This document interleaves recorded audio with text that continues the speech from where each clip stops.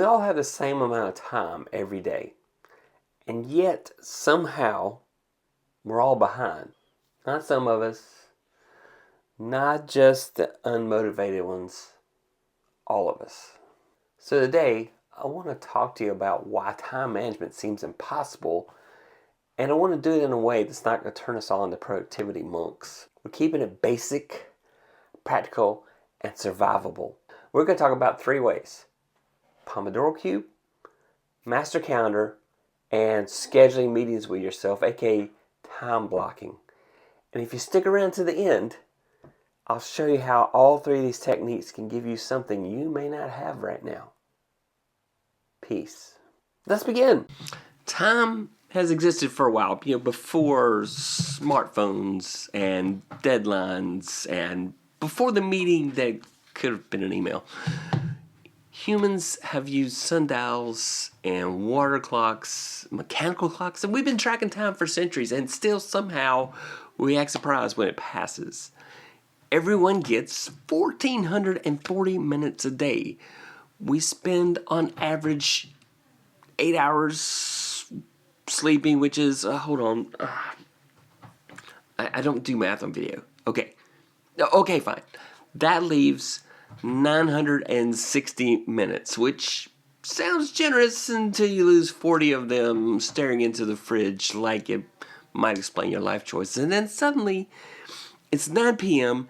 and you're asking that very dangerous question: what did I actually get done today? Here's the thing most time management fans gets wrong. Time is not the problem. The problem is decisions. What? Yes. You don't wake up tired because you lack discipline. You wake up tired because your brain immediately starts negotiating. What should I work on first? Should I answer email? Is it urgent or just loud? Do I start now or after one more scroll? How about that? And every one of those is a decision. And decisions are expensive. By noon, you hadn't even done the work yet. You've just been deciding about the work. That's why a lot of us are maybe more productive in the afternoon. That's why time management feels exhausting. So let's talk about a way to improve your task management. The Pomodoro method. 25 minutes of Let's make that 25 minutes of focused work. 5 minutes of rest or break every 30 minutes. What? Yeah, so you got a task that you really need to get done. You really need to get it done. So what are you going to do? You are going to set aside 25 minutes to do that task. And that's all you can do. You're going to put your phone on Do Not Disturb. You're going to put Teams and Google Chat and whatever else you got on Do Not Disturb. And you're going to work for 25 minutes on this very thing. And then at the end, you get a 5-minute rest. Right.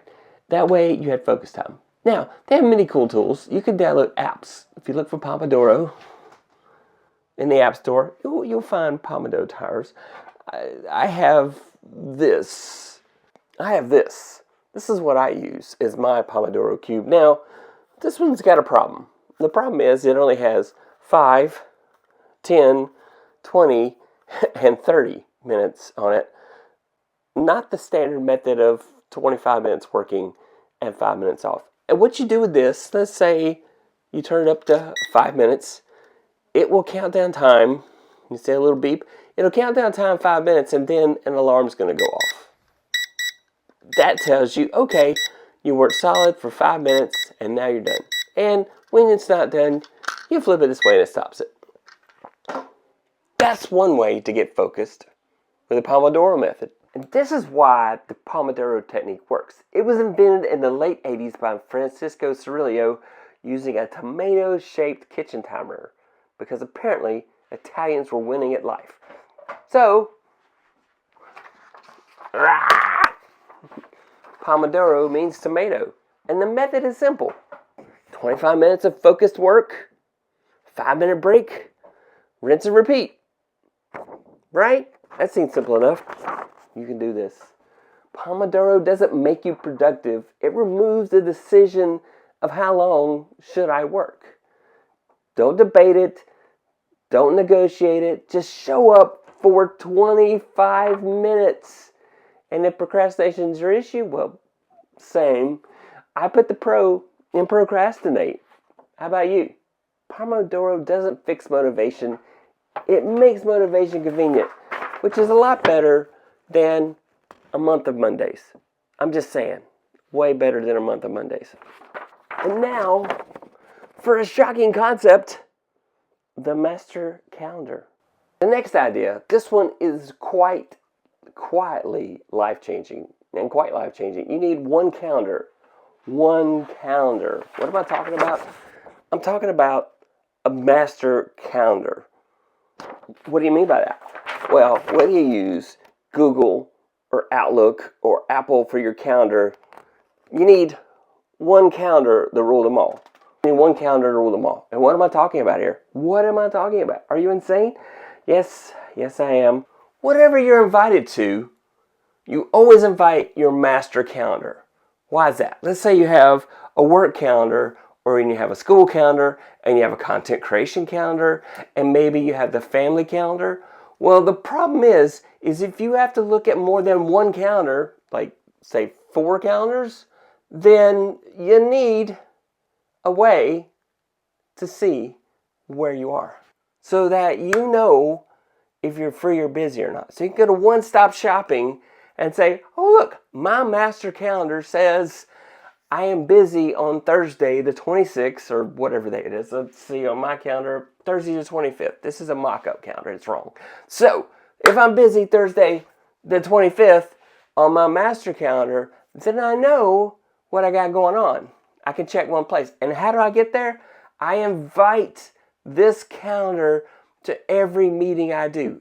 Every meeting I do. Every meeting. Is that insane? Yes. Why do you have so many calendars? You should only have one calendar. But if you have to have calendars in multiple places, then invite your alter ego master calendar to everything you do so that you are ready. Got it?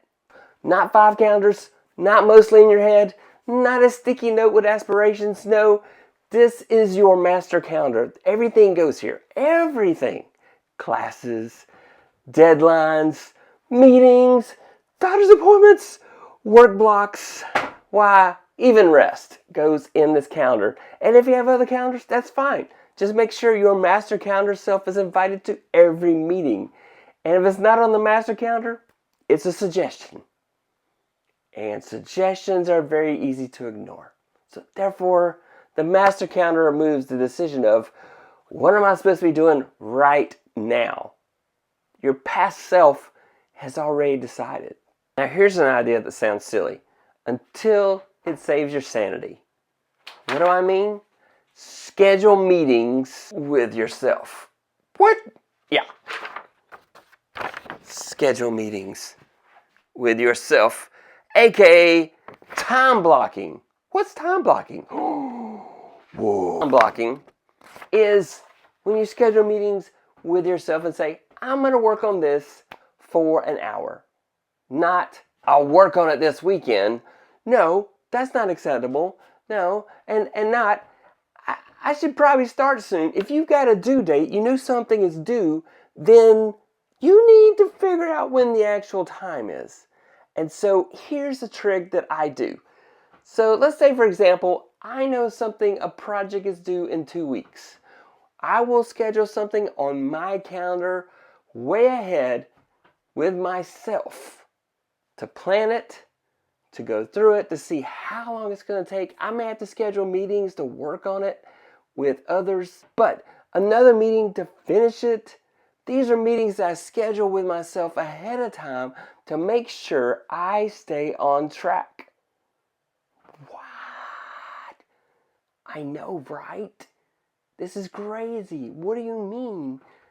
Yeah, because if you are working on something and it turns out you waited to the last minute and it takes 2 hours to do, but your deadline is midnight and you started at 11:30, no, that's not going to work. This removes the daily negotiation of, should I work on this today?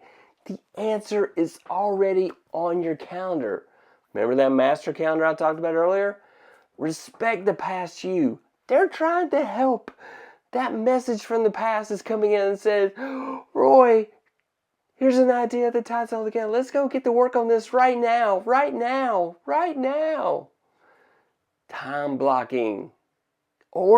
And you can take the Pomodoro cube and put it all together in that time blocking period and say, hey, this is what I'm doing. See, time management isn't about time.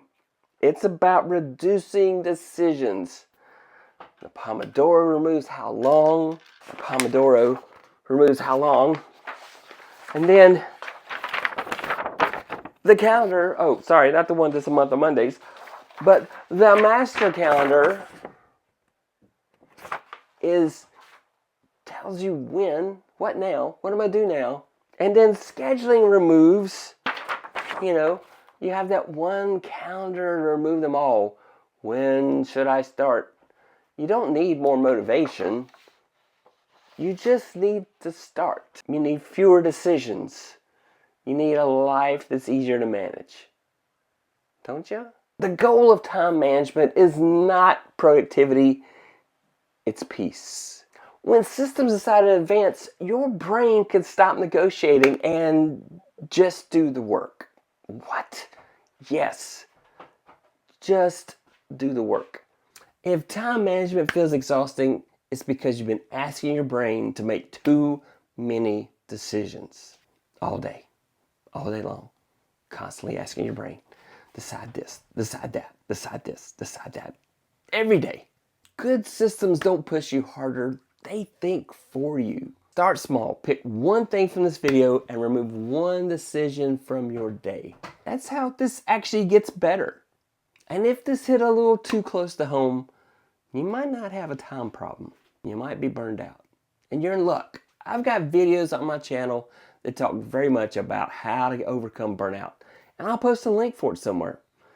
If you like this kind of stuff, subscribe to the channel. I'd love it if you'd subscribe to the channel. But most of all, get the help you need. Work on that time management there, okay? Bye.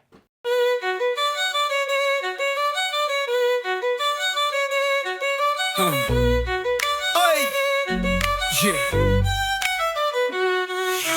Calling all creators, big and small. Tech Troublemakers here to help you all. From thumbnails to titles and going live. Let's grow your channel and make it thrive.